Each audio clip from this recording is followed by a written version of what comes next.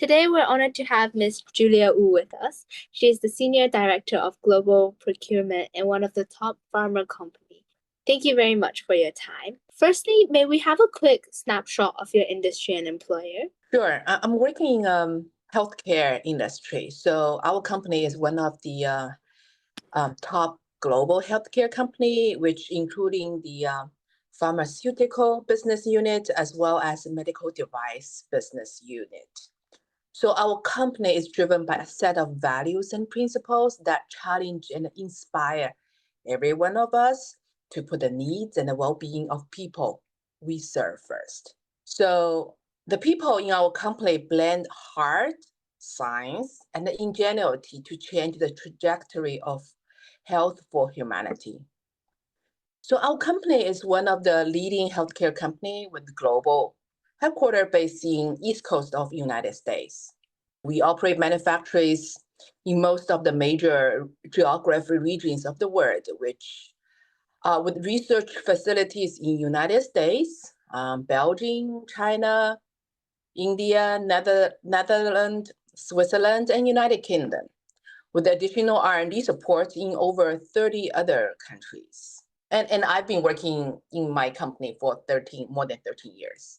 Oh, so you've been working in a company for a very long time. So I was wondering that in your company's current diversity and inclusion practice, what are some specific supports that's used to promote female employees' career development? And if it's possible for you to share some specific programs or approaches with this, and what's the positive impact through carrying out this approach?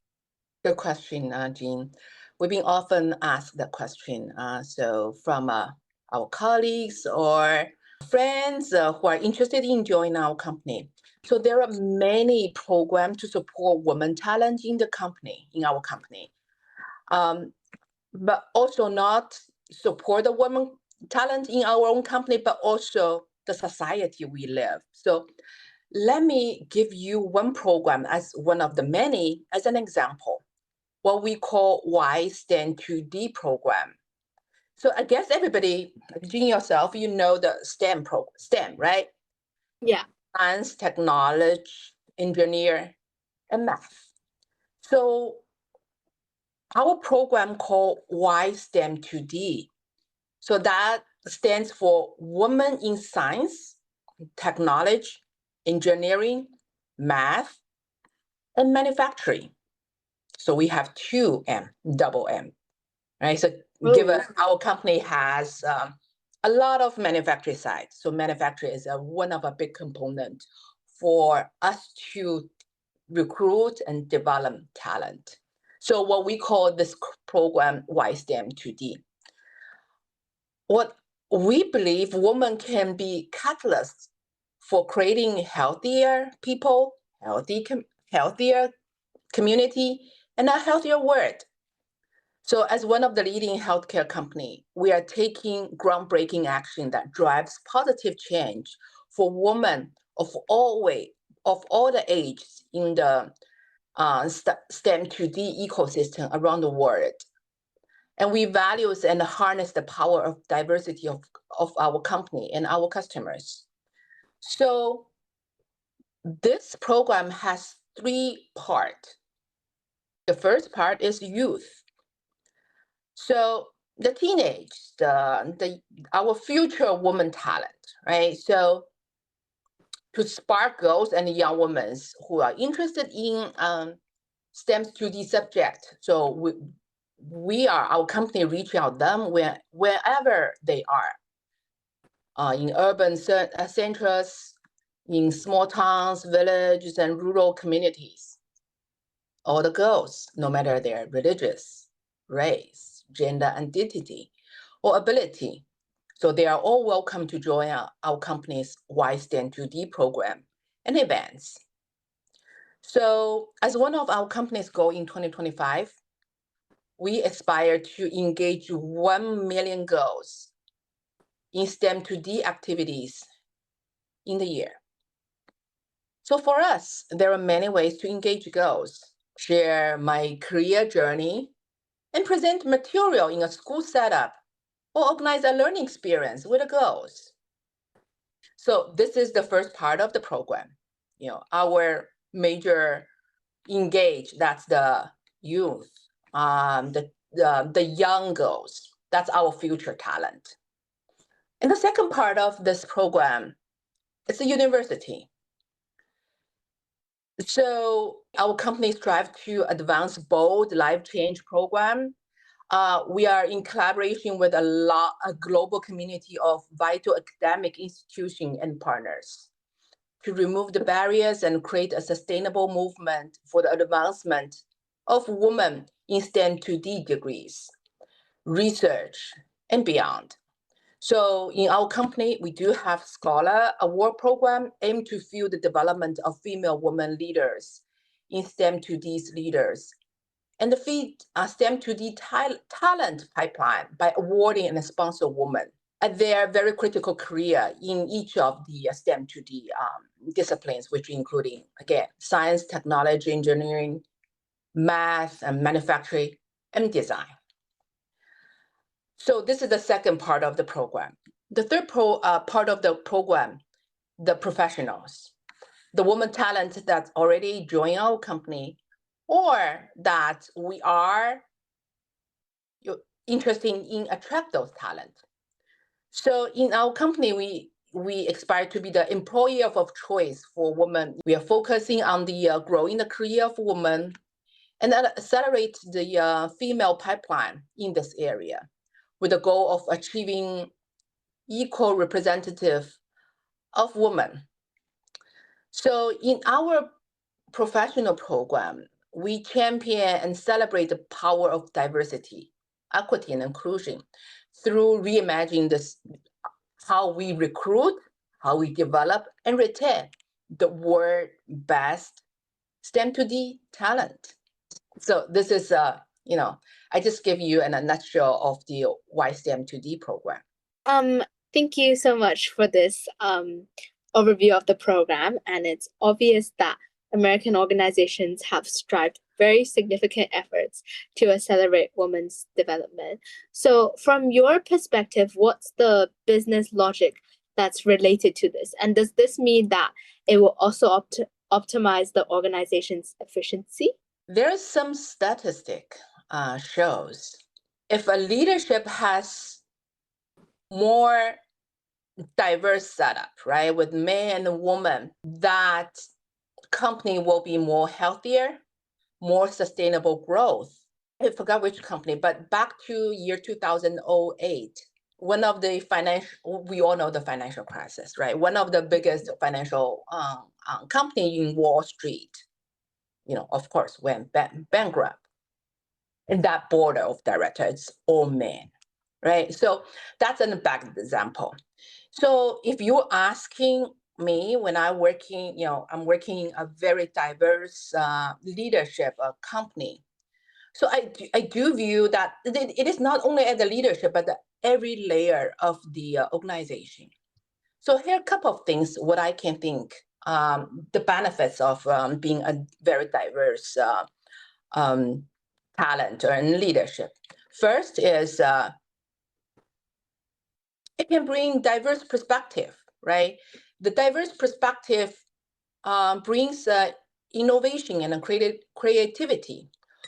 What we believe is diversity broaden the viewpoints, allowing greater potential for new discoveries, innovations, and healthcare industry, pharmaceuticals, medical device. It's all about the innovations, right? So that's why diversity matters too much for us. And second is to have a better decision making. An inclusive team are more likely to consider different viewpoints, resulting in more comprehensive and effective decision making. So that is from the diverse perspective, right? And from the talent pool perspective. So diversity, the culture of diversity to allow us access a larger talent pool. So by promoting women's development, our organization is able to tap into a wider range of the talent, ensure they are not missing out on half of the potential workforce. That's why I said the diversity starting from the recruiting, right? And like the program I introduced earlier, the YSTEM2D, we are even targeting the future women talent, right? It is not only for the company, but for the entire society to allow the diverse talent be able to visible to those bigger companies with better career opportunity. The second part of the talent is about the diversity really help us the retention and engagement. So which providing the opportunity for women to grow and advance the career, increases our employee satisfaction, retention, and engagement. So the third part for the diversity culture really help the company to enhance the market competitiveness, right? So with diverse talent, we are able to understanding the diverse markets. So usually when company with diverse leadership are better positioned to understand and cater to a diverse culture, diverse customer base to enhance the market competitiveness and also improve the brand reputation. So that is the part of the marketing competitiveness. And as I earlier mentioned, give you bad example. Actually, a diverse talent culture can help the financial performance. So research has shown companies with higher gender diversity in leadership roles tend to perform better financially. Diverse team correlated with higher revenue, return on investment, and the profit margin. Another part is very critical. It is risk. Also, statistics shows diverse teams are less likely to engage in group thinking, reduce the risk of poor decision making, and enhance overall risk management. So that's how this is very much related to our earlier mentioned why diverse leadership is able to make a better decision. And the last but not least is the culture and the cultural consideration, right? So it's really creating an inclusive culture with a diverse leadership and a team. So which fostering in an environment where women can thrive, contributes to a positive organization culture and align with broader society value and of equity and fairness. So these are all common, like what our learning, my observation from the common that corporate Americans culture, why diversity and inclusion matters so much for a company. So you mentioned that one of your programs was targeted at future women that with talent that might want to enter the industry. So is there any professional thresholds for women to enter this core business functions of life science industry? And can you share some like career story and experience that you've had with this? Although our company is a healthcare company, and the YSTEM2D is very specific, let's say, science, engineering talent. But we also need a lot of different areas of talent. Myself, I'm not in STEM2D area. I did not study those. So I'm procurement.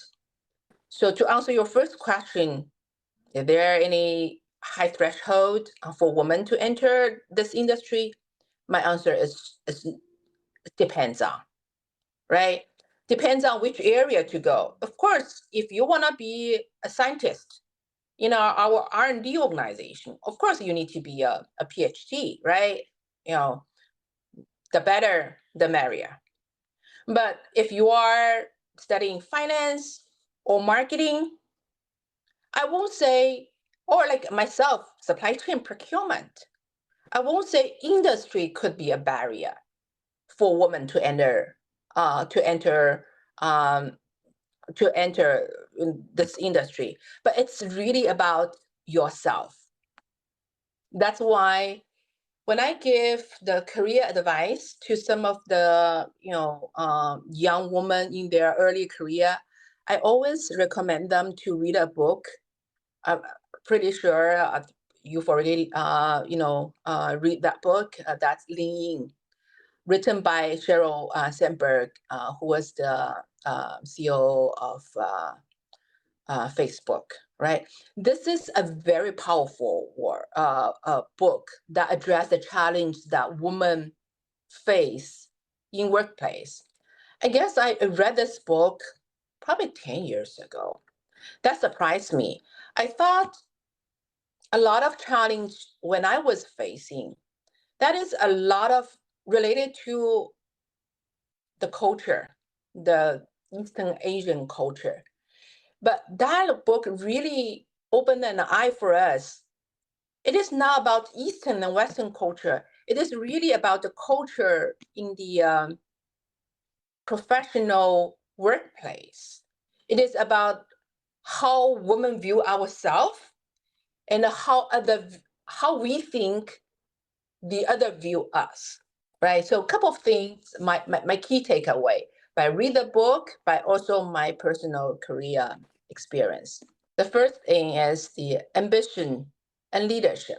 So women should never hide our ambitions to be a leader, to take on the leadership.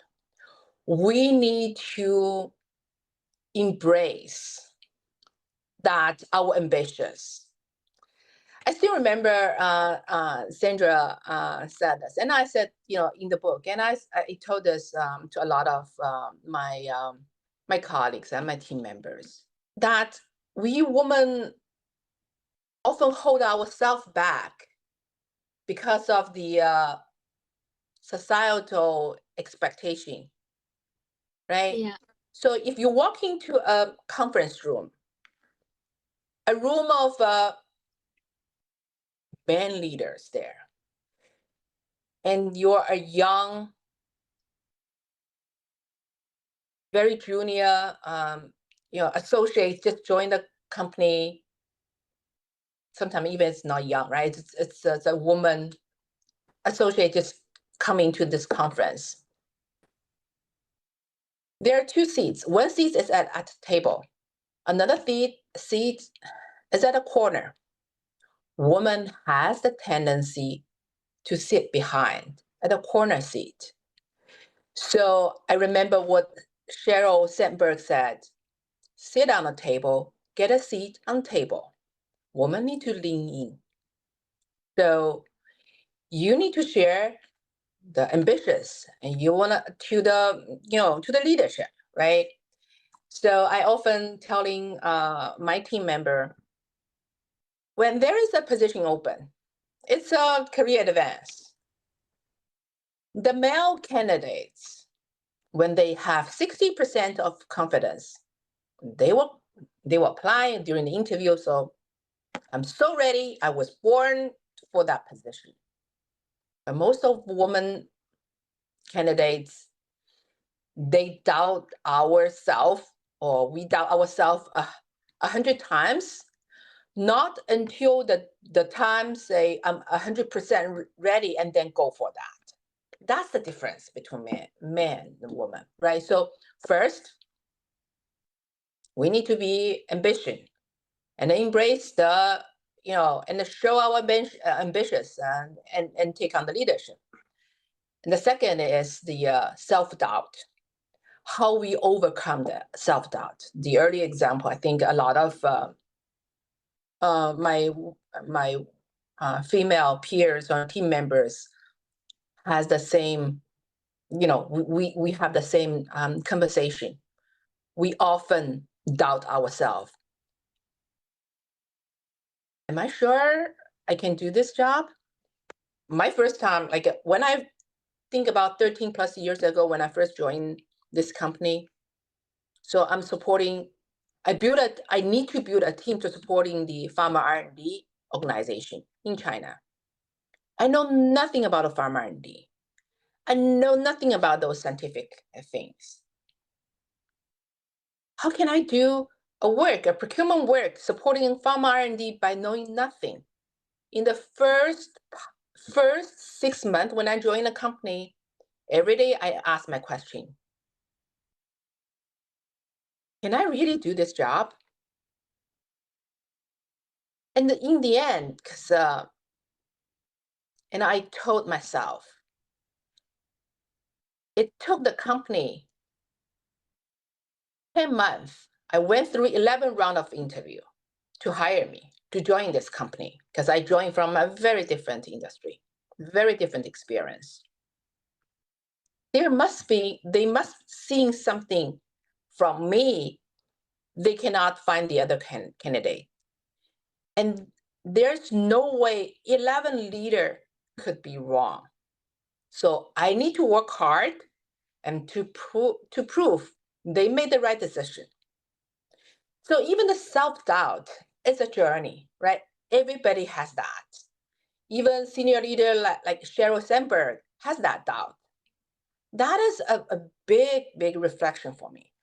And then after that, I talked with a lot of female senior leader. We exchanged thoughts, very similar. This is the difference between man and a woman.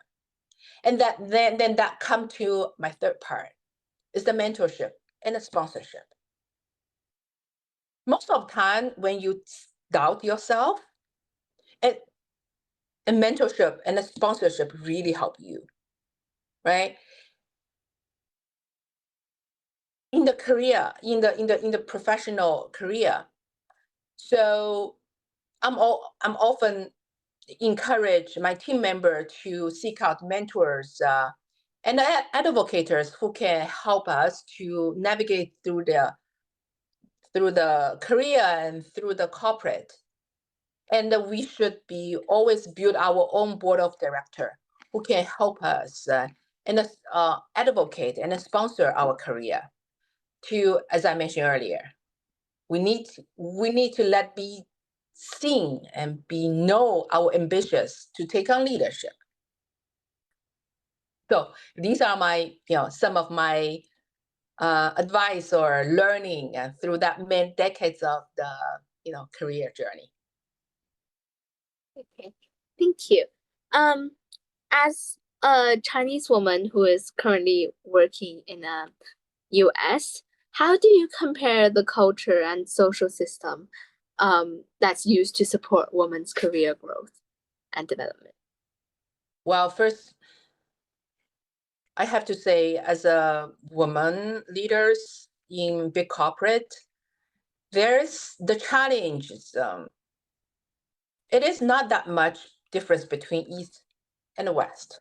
I didn't realize until a year and 2 months ago, I relocated from Shanghai to US. So my biggest learning is embrace the unknown. Like I manage a big team. All of them, they're American. I'm the only Chinese, right? And when I was in China, I've already managing a global team. So first is I recognize I don't have the cultural background of Americans. It's okay to be unknown. It's okay, as a leader, I don't know everything. Not at the, of course, the cultural level, the lifestyle level, but also at the workplace, right? This is not, the expectation, it is not, as a leader, you have to know everything. As a leader, I have to really identify or help our team member to maximize their potential, to find out their potential, to maximize and bring the value to the business. So to me, it is, embrace the unknown. And the second is, it is interesting, right? I think probably you heard a lot about work-life balance, right?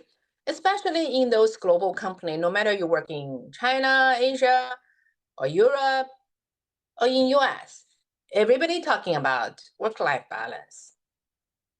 But I realized when I was in China, the way we talk about work-life balance is so different work-life balance in US because the culture is different. The public ecosystem setup is different.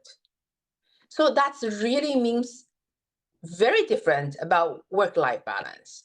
To me, when I was working in China, I often say it is not about work-life balance. It is about work-life integration, right? Because my time zone challenge, I am managing global team. It is really, there's no balance. There's no way I can balance because of time zone. But it's really about how I manage the time and to make sure I give the quality time of to my family, but I also allow myself to be able to dedicate at work. But when I come to US, it is about how to respect their family life. US people, my US team member, they don't have the supporting system. Let's say the grandparents can take care of the kids. And those young couples have to leave work earlier to pick up the kids, right? Or, early morning, like it is, I realize it is very difficult for them to have 7 a.m. morning call, not because of they cannot get up earlier, because they have to drop off the kids to the school, right? So here, to me, work-life balance in US, it's really about to understand their, the public setup, the culture, and to supporting them to, the flexible working arrangement to make sure both they are be able to take care of family, but also deliver the business result at work. Okay. Thank you so much for sharing of your experience, and that was very insightful. Yeah, thank you so much for your time. Sure, my pleasure.